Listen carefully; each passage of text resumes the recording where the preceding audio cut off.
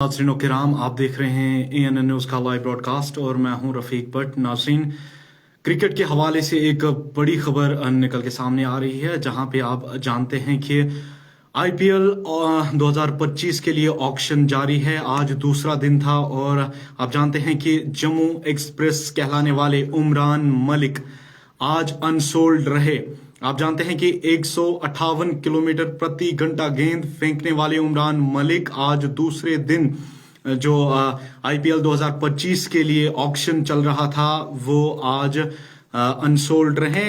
ये बड़ी खबर मैं आपको इस वक्त ANN न्यूज़ के लाइव ब्रॉडकास्ट के जरिए से दे रहा हूं, जहां पे आप ये सुन रहे हैं कि उमरान मलिक, जिसे जम्मू एक्सप्रेस के नाम से भी जानते थे और काफ़ी जो उन्होंने जम्मू कश्मीर रिप्रेजेंट किया था, इंटरनेशनल क्रिकेट उन्होंने खेला है और डोमेस्टिक क्रिकेट उन्होंने पहली बार बांग्लादेश के साथ उन्होंने डेब्यू किया था।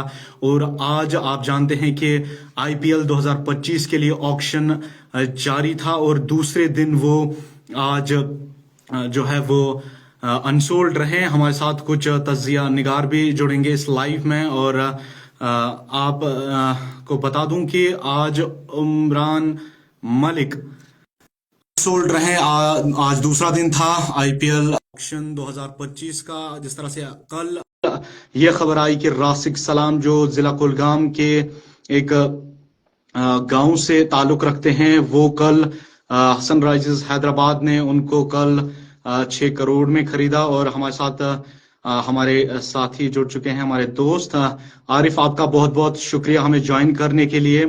जैसा कि आप जानते हैं कि आज दूसरा दिन था ऑक्शन का IPL 2025 का और उमरान मलिक आज अनसोल्ड रहे। क्या कहना चाहेंगे? जिस तरह से उन्होंने काफी रिप्रेजेंट किया जम्मू कश्मीर को डोमेस्टिक क्रिकेट में, इंटरनेशनल क्रिकेट उन्होंने खेला और काफी मेहनत करते थे। क्या लगता है, क्या इसके बाद भी उनकी जो जदोजहद है क्रिकेट की वो जारी रहेगी?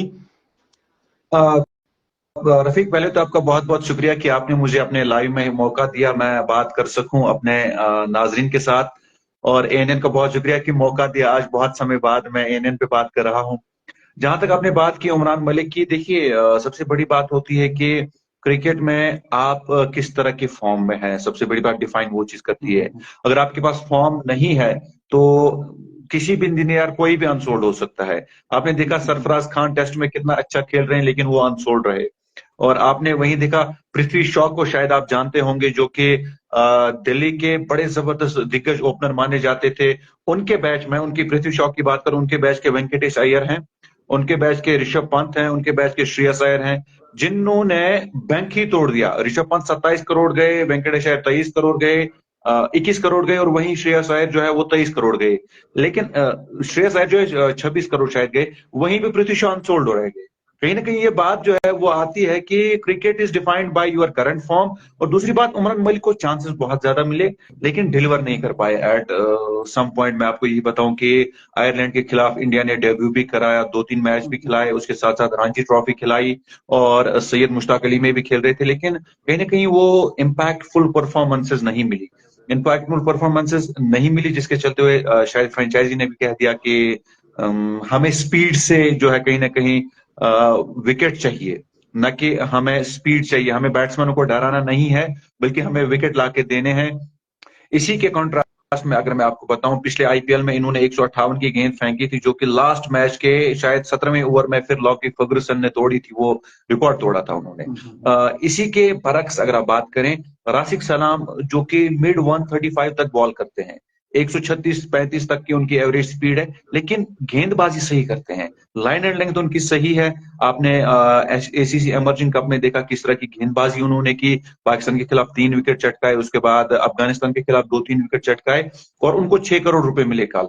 तो कहीं ना कहीं cricket is defined by your current form. एक बार फिर से रिपीट करूं, पहले ऐसे क्रिकेटर बने रासिक सलाम, जिला कुलगाम से ताल्लुक रखते हैं और एक यंग प्लेयर हैं हम कह सकते हैं, और 6 करोड़ उसके लिए आना, कैसे आप देखते हैं इस सबको? देखिए रफीक, यहाँ पे आपको मैं ठीक करूं, ये खाली जम्मू कश्मीर के पहले खिलाड़ी नहीं बने हैं, बल्कि ये पूरे इंडिया के पहले खिलाड़ी ऐसे बने हैं जो कि अनकैप्ड थे और उन्होंने 6 करोड़ रुपए लूट लिए। कैप्ड खिलाड़ी वो होता है जिसके ऊपर हिंदुस्तान की कैप जो वो लगती है, डेब्यू करता है इंटरनेशनल में। अनकैप्ड खिलाड़ी वो होता है जो कैप नहीं पहना हुआ है, डोमेस्टिक खेलता है। और डोमेस्टिक खिलाड़ियों में पहले ऐसे बॉलर बन गए हैं जिन्होंने 6 करोड़ रुपए लूट लिए। तो कहीं ना कहीं उनके लिए मैं ऐसा ही कहूंगा कि आई प्रे कि वो इस साल जो है आरसीबी के लिए सारे 15 के 15 मैचेस खेले, और उसके बाद अगर उन्होंने 15 के 15 मैचेस खेले, 20-25 विकेट भी, 30 विकेट भी लेके देते हैं, तो शायद उनके लिए जो हिंदुस्तान टीम के दरवाजे हैं, इंडियन क्रिकेट टीम के दरवाजे हैं, वो खुल जाएंगे। और ये पहली बात। दूसरी बात ये है कि राशिक सलाम का एक चीज सबसे ज्यादा जो मुझे पसंद है, वो कहीं पे भी गेंदबाजी करता है। चाहे आप उसको पावर प्ले में गेंदबाजी दे दो, वो बंदा आपको गेंदबाजी से विकेट निकाल के देगा। आप उसको लास्ट ओवरों में डेथ गेंदबाजी दे दो, स्लॉग ओवरों में गेंदबाजी दे दो, वहां पे भी गेंदबाजी करता है। पिछले साल हमने देखा दिल्ली कैपिटल्स ने 3 मैच जीता, 3 मैच खिलाया और तीनों मैचों में विकेट लाके दिए उन्होंने। काफी बड़े बड़े दिग्गज खिलाड़ियों को आउट किया। और वेरिएशन जो राशिक सलाम के पास है, मैं कहता हूं राशिक की पेस डिफाइन नहीं करती है राशिक को, बल्कि राशिक के वेरिएशन डिफाइन करते हैं राशिक को। जहां पर वो तेज गेंदबाजी करते हैं और वहीं पर स्लो रन भी करते हैं। और back of the hand slow run जो राशिक का है वो सबसे बढ़िया है, जहां से उनको विकेट मिलते हैं। आपने एसीसी एमर्जिंग कप में देखा किस तरह से उन्होंने पाकिस्तान के खिलाड़ियों को ढेर किया। जब हिंदुस्तान बेबस लग रही थी, लग रहा था हमें शायद पाकिस्तान मैच लेके जाएगा, लेकिन वहां पर राशिक आए और मैन ऑफ द मैच उन्होंने वहां पर लिया। और कहीं ना कहीं वहां से आरसीबी मैनेजमेंट की, या पूरे जो हमारे, अगर हम बात करें पूरे इंडियन, जो भी इंडियन प्रीमियर लीग की जितनी भी टीमें हैं, दिल्ली कैपिटल्स ने इवन की एक मोमेंट पे राइट टू मैच कार्ड भी इस्तेमाल किया था। और राइट टू मैच कार्ड एक अनकैप्ड खिलाड़ी के लिए इस्तेमाल करना, ये बहुत बड़ी बात होती है। आपके पास 3 राइट टू मैच कार्ड्स होते हैं, और वहां पे आप एक राइट टू मैच कार्ड एक ऐसे खिलाड़ी के लिए इस्तेमाल करते हैं जो जम्मू कश्मीर से आता है। तो कहीं ना कहीं ये फख्र की बात है जम्मू कश्मीर के लिए कि राशिक सलाम एक तो राइट टू मैच कार्ड उनके लिए इस्तेमाल किया। डिमांड कितनी थी मार्केट में उनकी, 2.40 करोड़ पे उन पे जो है राइट टू मैच कार्ड इस्तेमाल किया गया था। लेकिन वहां से आरसीबी ने कहा नहीं, हमें ये किसी भी सूरत में चाहिए। तो उन्होंने अपनी बोली 2.40 से बढ़ाकर 6 करोड़ कर दी, और उसके बाद वो आरसीबी के खेमे में आए। वैसी ही बात अब्दुल समद के लिए भी। अब्दुल समद का आप देखेंगे कैसा करंट फॉर्म है। उन्होंने परसों भी जो है 127 रन बनाए रणजी ट्रॉफी में। उन्होंने 2 इनिंग में, पहले खिलाड़ी ऐसे बने जम्मू कश्मीर से जिन्होंने 2 इनिंग में 2 शतक मारे और अपनी टीम को जिताया। तो उनको भी 4 करोड़ मिले एलएसजी से। एलएसजी जो कि प्लेयर सिलेक्ट करने में बहुत ही कठोर है। मैं कल से ऑप्शन देख रहा हूं, मैं 2-3 टीमें मुझे ऐसी लगी जो जिनका पैडल बहुत लेट उठता है। मुंबई इंडियंस ने पहले करीब करीब 12-13 राउंडों के बाद उनका पहला पैडल उठा है, और वही ऋषभ पंत को खरीदने के बाद एलएसजी का पैडल उठ ही नहीं रहा था। लेकिन जो ही अब्दुल समद आए, उन्होंने पैडल रेस करना स्टार्ट किया। पीबीकेएस उनके पीछे गई थी, हालांकि एक समय पे अब्दुल समद के पीछे आरसीबी भी गई थी। लेकिन 3-4 टीमें उनकी डिमांड में थी कि इनको आना चाहिए हमारे पास, और फॉर्म उनके पास सही था। उमरान मलिक को मैं यही कहूंगा कि मिस्ड अपॉर्चुनिटी रही, क्योंकि डोमेस्टिक में उतना अच्छा परफॉर्म नहीं कर पाए, और उसके साथ साथ जो मौके मिले आईपीएल में वहां पे उतना अच्छा परफॉर्म नहीं कर पाए, क्योंकि पिछले साल 10 मैच खिलाए थे एसआरएच ने, उतना अच्छा फॉर्म नहीं तो गया, जिसके चलते हुए फिर तो लास्ट पे वो आरिफ, ड्रॉप आपका मानना है कि जो माजी में उनने क्रिकेट मैचेस खेले हैं उनकी परफॉर्मेंस लो रही है, जो हाँ आज उनकी बिल्कुल। वजह बनी है कि फ्रेंचाइजी ने उनको नहीं लिया, तो वो हाँ अनसोल्ड रहे। तो बिल्कुल जिस तरह बिल्कुल। से हम आपने बात छेड़ी, जिस तरह से आपकी नज़र जो है वो ऑक्शन पे बनी हुई है, जिस तरह से अब्दुल समद की आपने बात की, तो दोस्त है वो जम्मू एक्सप्रेस कहलाते हैं दोनों प्लेयर्स, जो उमरान मलिक भी और अब्दुल समद भी। तो उमरान मलिक की बात करते हैं, क्या लगता है आपको इस हम कह सकते हैं अनसोल्ड आज रहे, तो क्या इसके बाद भी उनकी जो जदोजहद है क्रिकेट की, क्या आगे भी वो रह सकती है, या वो कहीं लो नजर हमें आएंगे? नहीं, देखिए सबसे बड़ी बात यह होती है कि एक फेलियर की वजह से इंसान का फ्यूचर डिफाइन नहीं हो सकता। पिछले साल अगर आपको याद होगा, उनको 4 करोड़ में एसआरएच ने रिटेन किया था। 3 ही खिलाड़ियों को रिटेन किया था, उन्हें बिल्कुल। रिटेन किया था, अब्दुल समद को रिटेन किया था, और उनके साथ साथ गालिबन पैट कमिंस को रिटेन किया था। 3 ही खिलाड़ी रिटेन हुए थे एसआरएच के द्वारा। तो जब आप एक साल में रिटेन हो सकते हैं और वही रिटेन से फिर अनसोल्ड होना भी, ये कोई बड़ी बात नहीं है खिलाड़ियों के लिए। मैं तो बस यही कहूंगा कि अब आईपीएल के ऑक्शन से नजरें हटाकर थोड़ा सा अब अपनी लाइफ में या अपने क्रिकेट में ध्यान देने की जरूरत है, बिल्कुल। और वापस आने की जरूरत है। और यू नेवर नो कब उनके लिए जो है बुलावा आ सकता है। अगर आपको याद होगा पिछले साल काफी इंटरेस्टिंग बातें जो है वो अभी भी याद आ रही हैं। मयंक यादव नामी एक खिलाड़ी हैं, लखनऊ सुपर जायंट से खेलते हैं, और उनको कोई चांस नहीं मिल रहा था, और लास्ट के 2-3 मैचों में उनको चांस मिला। 157-58 की गेंदबाजी उन्होंने की, और उस बंदे को फिर इंडिया टीम में चांस मिला, और इंडिया टीम में उन्होंने रिसेंटली जो 2-3 मैच खेले। तो कहीं ना कहीं मैं यही चाहूंगा कि अब्दुल समद के साथ साथ अगर अब उमरान मलिक अनसोल्ड गए हैं, बहुत दूर नहीं है उनके लिए, क्योंकि अभी काफी उम्र में, अभी काफी छोटे हैं, 24-25 बिल्कुल। वर्षीय हैं।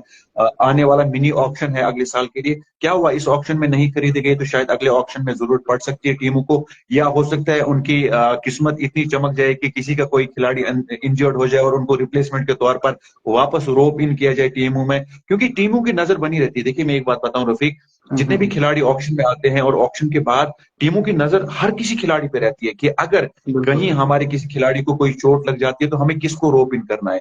तो अगर मुझे लगता है किसी टीम का कोई इंडियन बॉलर जो है इंजर्ड होता है या किसी वजह से नहीं खेल पाता है, तो उमरान मलिक के चांसेस वहां पर भी इन होने के बन सकते हैं, पहली बात। दूसरी बात यह है कि डोमेस्टिक क्रिकेट में खेलना बेहद जरूरी है। ये मुझे एक सबसे बड़ी चीज जो लगी, हमारे खिलाड़ी जो नहीं करते हैं। देखिए उमरान मलिक के आप डोमेस्टिक के स्टैट्स उठा के देखिए, जब से उन्होंने एसआरएच के साथ खेला है, कितने ज्यादा मैच उन्होंने खेले हैं। ज्यादा मैच उन्होंने नहीं खेले हैं बाकी, बल्कि वो इग्नोर करते हैं थोड़ा सा डोमेस्टिक को। तो डोमेस्टिक क्रिकेट में जितना अच्छा आप परफॉर्म करेंगे, मुझे लगता है उतना अच्छा आप बेहतरीन एक खरीदार अपने लिए ढूंढ सकते हैं आईपीएल में। अब्दुल समद की बात करें, देखिए अब्दुल समद को रिलीज किया था एसआरएच ने, और उसके बाद कहीं ना कहीं बातें ये चलने लगी थी कि अब्दुल समद को रिलीज करना कहीं ना कहीं शायद उनके लिए खरीदार नहीं लेके आ सकते। लेकिन अब्दुल समद ने पिछले 3 दिनों में जहां में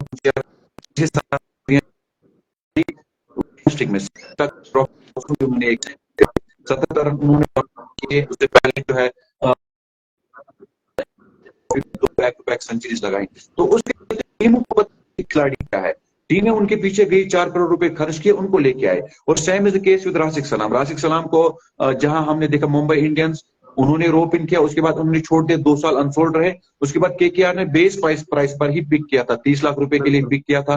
फिर केकेआर के लिए खेले, 2 मैच खेले वहां पर, और उसके बाद जो है इंजर्ड हुए, वापस आए, और उसके बाद अनसोल्ड रहे 1 साल। फिर दिल्ली कैपिटल्स ने खेला। दिल्ली कैपिटल्स को लास्ट में जब उनके सारे खिलाड़ी इंजर्ड हुए, उन्हें लगा अब कोई बचा नहीं है, उन्होंने जो है राशिक सलाम को चांस दिया। राशिक सलाम ने 3 मैच खेले, 3 मैचों में विकेटें निकाल कर दी, और उसके बाद राशिक सलाम को पता था कि मैंने इस स्टेज पर परफॉर्म किया है, अब इस परफॉर्मेंस को रिपीट करना है मुझे।